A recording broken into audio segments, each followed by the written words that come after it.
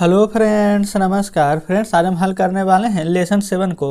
इससे पहले फ्रेंड्स हमने लेसन 6 तक इन सभी प्रश्नों को हल करवा दिए हैं।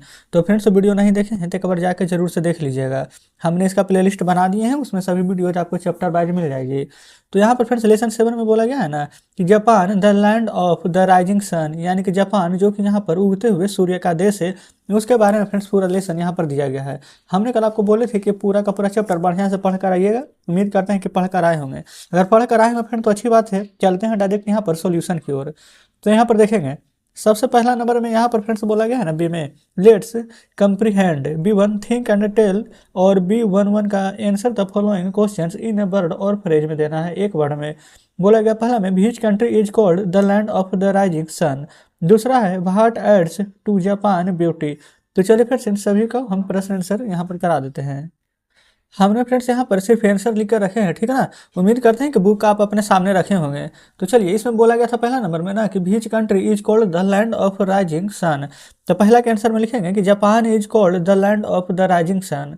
दूसरा बोला गया है कि what adds to Japan's beauty. तो आंसर में लिखेंगे the snow cloud high mountains add to Japan beauty.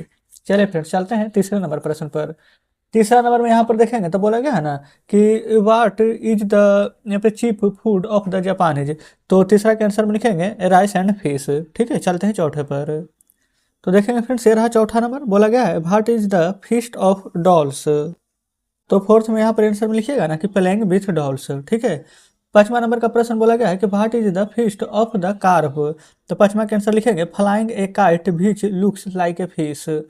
यहाँ पर 6 नंबर की ओर चलेंगे। बोला गया है how do the Japanese treat their guests. तो यहाँ पर लिखेंगे Japanese always welcome their guests and polite to them. आगे है 7 नंबर। बोला गया है how do they bear pain. तो लिखेंगे they bear their pain with a smiling face.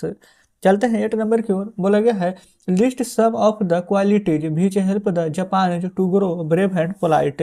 यहाँ पर जानते हैं 8 का आंसर लिखिएगा they are soft spoken, they never shout or speak aloud, they are very polite to others and well mannered. तो इस प्रकार से फ्रेंड्स हमने यहाँ पर B1 का सभी प्रश्न आंसर हल कर लिए हैं। चलते हैं B2 पर। तो देखेंगे फ्रेंड्स आप यहाँ पर हमने यहाँ पर B1 का 8 नंबर तक के प्रश्न आंसर हल कर लिए हैं। B2 में बोला गया है थिंक एंड राइट, सोचना है लिखना है। B21 answer the following questions briefly. पहला है why is there no smoke in a Japanese house. तो चलिए जानते हैं पहला के आंसर। तो यहाँ पर फ्रेंड्स आप लिखिएगा B21 का पहला के आंसर बोल रहे हैं कि they use stoves for cooking so smoke is not found in Japanese house.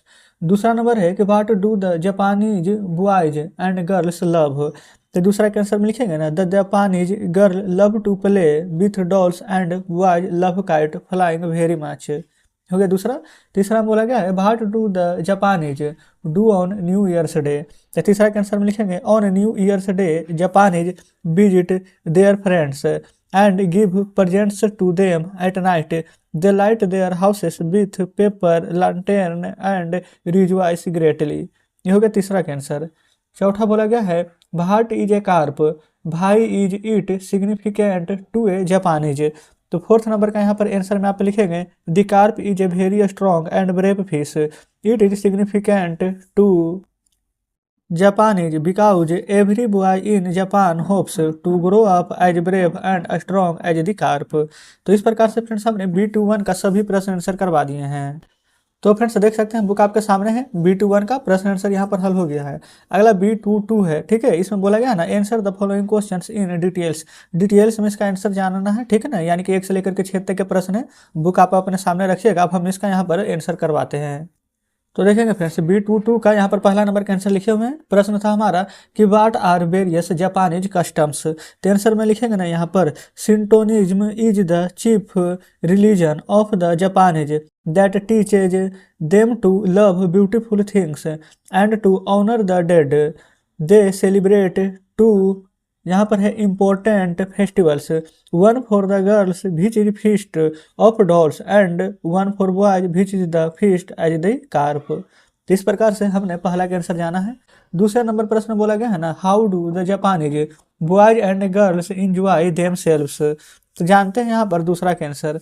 तो दूसरा में लिखेंगे ना, the Japanese girls enjoy them selves by playing with dolls which is celebrated as the festival, the feast as dolls, and the Japanese boys enjoy themselves by flying with kites, which is celebrated as festival, the feast as the carp.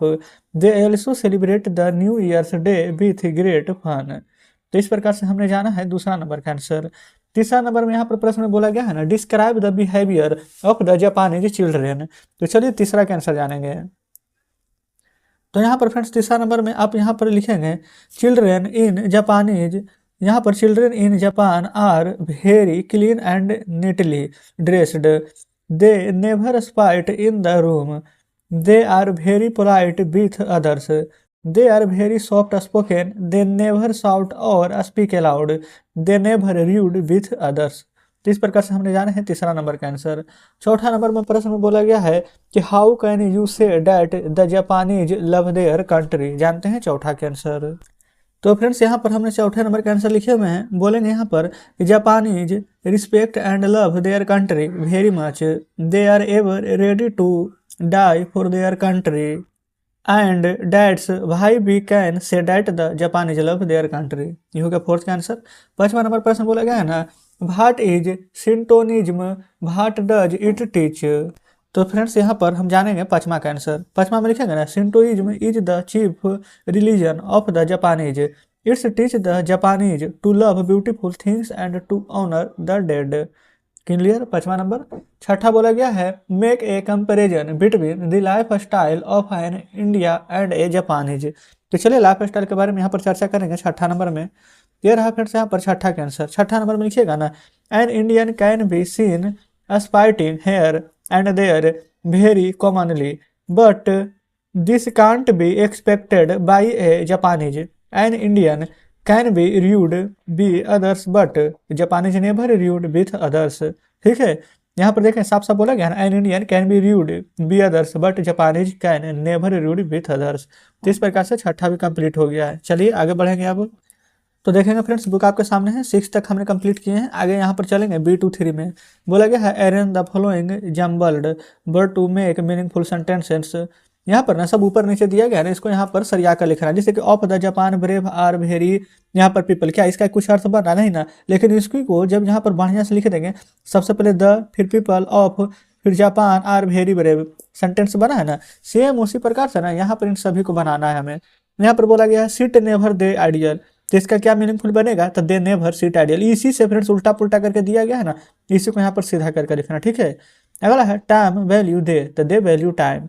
Culture the love Japanese their, तो इसको लिखेंगे the Japanese love their culture.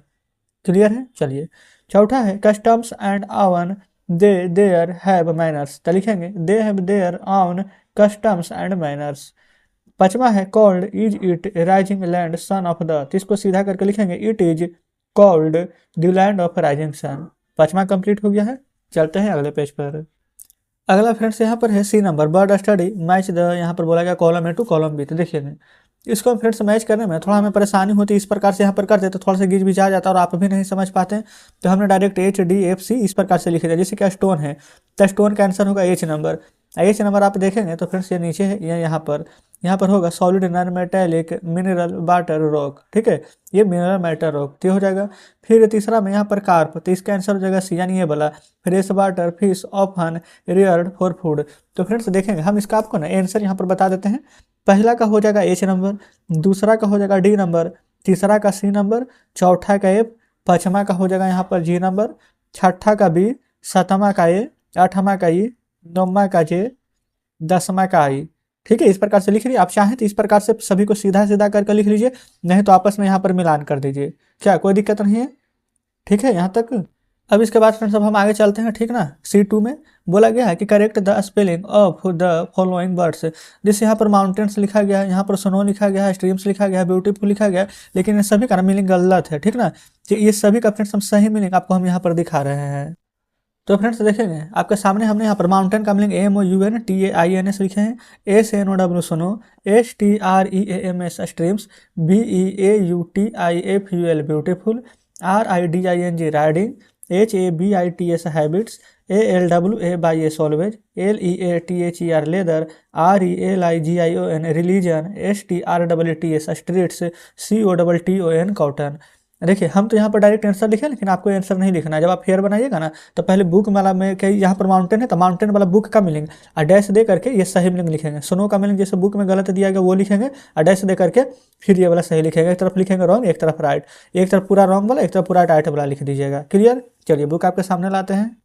तो friends हमारा ये C2 complete हो गया। एक तरफ गलत फिर सही, गलत सही आप लिख लीजिएगा। ठीक है, आगे बढ़ते हैं। यहाँ अगला है फ्रेंड्स यहाँ पर C3 में बोला गया है ना, the people of Japan are called the Japanese, what are the people of the following countries state called. ठीक है, जिससे कि यहाँ पर the people of India are called, तो जो यहाँ पर पीपल इंडिया में रहते हैं उसको क्या बोलते हैं? इंडियंस। उसी प्रकार से द पीपल ऑफ चाइना, यानी कि जो चाइना में रहते हैं उनको क्या बोला जाता है? The Chinese. The people of Germany are called, तो जर्मनी को क्या बोला जाता है? जर्मन। तो अमेरिका को तो अमेरिकन, भूटान को भूटानीज, जो बिहार में रहते हैं उसको क्या कहते हैं? तो बिहारी। जो नेपाल में रहते हैं नेपाली, असम में रहते हैं तो असमी, जो इंग्लैंड में रहते हैं इंग्लिश, जो कश्मीर में रहते हैं कश्मीरी। समझ पा रहे हैं ना? लिखेंगे the people of Nepal are called the Nepali, the people of living in Assam are called the Assamese, the people of England are called the English, the people of living in Kashmir are called the Kashmiri. तो इस प्रकार से यहाँ पर C3 पूरा complete हो जाता है, कोई दिक्कत नहीं होनी चाहिए। आगे बढ़ेंगे। यहाँ पर ये रहा फ्रेंड्स, यहाँ D नंबर बोला गया है, let's talk discuss the following in group travelling in the best means of education. यहाँ पर फ्रेंड्स बोला गया है कि ग्रुप में थोड़ा सा इसके बारे में चर्चा करना है, कुछ आपस में डिस्कस करना है। तो चलिए D नंबर को हल कर लेते हैं। तो फ्रेंड्स बोला गया था डिस्कस करने के लिए, तो D नंबर का आंसर हमने लिख लिया, ठीक ना। तो यहाँ पर लिखिएगा travelling is the best means of education. Travelling means going from one palace to other palaces.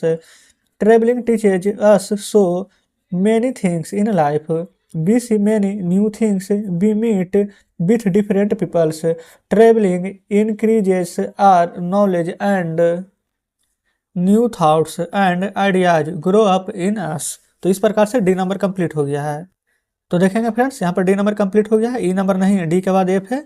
F में है बोला गया है composition write a letter to your pen friend, ठीक है, living in Japan, describing him your visit to Rajgir, also invite him to visit Rajgir, a palace of historical and religious importance। चलिए जानते हैं कि किस प्रकार से लेटर इसका लिखा जाएगा। तो फ्रेंड्स यहाँ पर F नंबर में हम लिख रहे हैं, आंसर में लिखेंगे 2, जिसे कि हमने यहाँ पर राम लिखा है, जो भी आपके मित्र का नाम हो वो लिखेंगे और डेट यहाँ पर पत्र लिखेंगे, उसका डाट यहाँ पर डेट डाल देंगे, ठीक ना।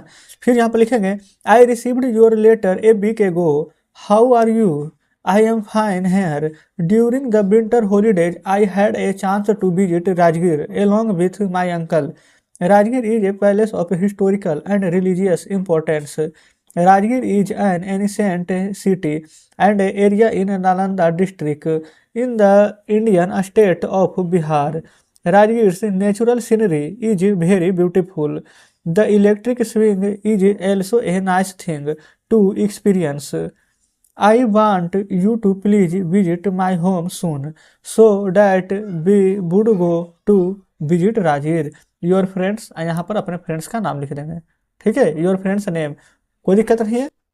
इस प्रकार से फ्रेंड्स यहाँ पर योर फ्रेंड्स नेम है ना, तो यहाँ पर अपना नाम लिखेंगे, ठीक है, ना कि आप अपने फ्रेंड्स का नाम ऊपर लिखेंगे। तो इस प्रकार से फ्रेंड्स हमने यहाँ पर लेटर लिखना भी जान लिया है। तो फ्रेंड्स हमारा यहाँ पर F नंबर कंप्लीट हो जाता है। चलते हैं आगे G पर। तो फ्रेंड्स आ चुके हैं G नंबर पर। बोला गया है ट्रांसलेशन यहाँ पर, ठीक है, बोला गया है translate the following sentences into English. और फ्रेंड्स यहाँ पर देखेंगे, हो सकता है कि आप सोच रहे होंगे कि F नंबर में उतना बड़ा लेटर है कैसे याद होगा।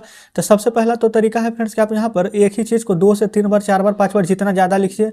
दूसरा तरीका है यहाँ पर कि हमारी वीडियो को जितना दूर हमने यहाँ पर अभी लेटर पढ़कर बताया उसको 3 से 4 बार बस सुन लीजिए, आपको जरूर याद हो जाएगी, ठीक ना। चलिए, बोला गया है जापानी बहुत मेहनती होते हैं, वे कभी बेकार नहीं बैठते हैं, वे अपने देश से प्यार करते हैं। इन सभी का फ्रेंड्स हम यहाँ पर सॉल्यूशन कराने जा रहे हैं। तो देखेंगे फ्रेंड्स हमने यहाँ पर आंसर लिख लिए हैं। सबसे पहले था जापानी बहुत मेहनती होते हैं, तो लिखेंगे ना जापानी आर वेरी हार्ड वर्किंग। दूसरा है वे कभी बेकार नहीं बैठते हैं, तो लिखेंगे दे नेवर सिट आइडियल। फिर वे अपने देश से प्यार करते हैं, यानी दे लव देयर कंट्री। अगला है वे अपने मेहमानों का आदर करते हैं, तो दे रिस्पेक्ट देयर गेस्ट। अगला है वे चाय पीने के शौकीन हैं, तो they are very fond of taking tea. अगला है वे लोग अच्छा खाना खाने का शौकीन है, तो they are found of eating good food. अगला है त्योहारों के अवसर पर वे अपने दोस्तों और संबंधियों का उपहार भेजते हैं, तो on the occasion of festivals they give, यहाँ पर है presents to their friends and relatives. Clear यहाँ पर। तो इस प्रकार से फ्रेंड्स हमने यहाँ पर ट्रांसलेशन बना लिए हैं, ठीक है। तो देखेंगे फ्रेंड्स यहाँ पर 7 नंबर तक के प्रश्न था, 7 हल हो गया है। आगे बढ़ेंगे। आगे यहाँ पर देखेंगे ना, तो बोला गया है यहाँ पर translate the following sentences into your mother tongues, यानी कि फ्रेंड्स अपनी मातृभाषा में इसको यहाँ पर अंग्रेजी को हिंदी करना है। तो चलिए इसको हिंदी भी कर लेते हैं। तो देखेंगे फ्रेंड्स सामने यहाँ पर इन सभी का हिंदी यहाँ पर लिखे हुए हैं। इसको पर फ्रेंड्स नीचे ध्यान मत दीजिएगा, ये नेक्स्ट टैब फ्रेंड्स, ये अगला जो चैप्टर है ना यहाँ पर मदर टेरेसा के बारे में, उसका है, ठीक है। अभी हम फिलहाल इसको हल कर रहे हैं। बोला गया है Patna is a very old city, तो लिखेंगे ना पटना एक बहुत पुराना शहर है। अगला है it was also called Azimabad, तो लिखेंगे यह अजीमाबाद भी कहलाता था। अगला है यहाँ पर there are many ancients and famous buildings in the city, लिखेंगे इस शहर में कई प्राचीन और प्रसिद्ध इमारतें हैं। अगला है it is the birth palace of गुरु गोविंद सिंह, लिखेंगे यह गुरु गोविंद सिंह का जन्म स्थान है। अगला है Kumhrar park and Patna planetarium are बर्थ सिंह पैलेस, लिखेंगे कुम्हार पार्क और पटना तारामंडल पटना में दर्शनीय स्थान है। तो चलिए बुक आपके सामने लाते हैं। तो फ्रेंड्स बुक आपके सामने है। इस प्रकार से फ्रेंड्स आज हमने यहाँ पर लेसन 7 पूरा कंप्लीट करा दिए हैं। उम्मीद करते हैं फ्रेंड्स कि यहाँ पर लेसन 7 में कहीं पर भी ऐसा कोई भी डाउट नहीं बचा होगा जो कि आप समझ नहीं पाए होंगे। अगर कहीं पर अभी भी लग रहा है फ्रेंड्स कि कोई हम अच्छा से नहीं समझा पाए या फिर आप बढ़िया से नहीं समझ पाए, तो कमेंट बॉक्स में जरूर से बताइएगा। और फ्रेंड्स अगर वीडियो अच्छा लगा हो, आज का सेशन अच्छा लगा हो, हमारे बताने का तरीका अच्छा लगा हो, तो वीडियो को लाइक और चैनल को सब्सक्राइब जरूर से कर दीजिएगा।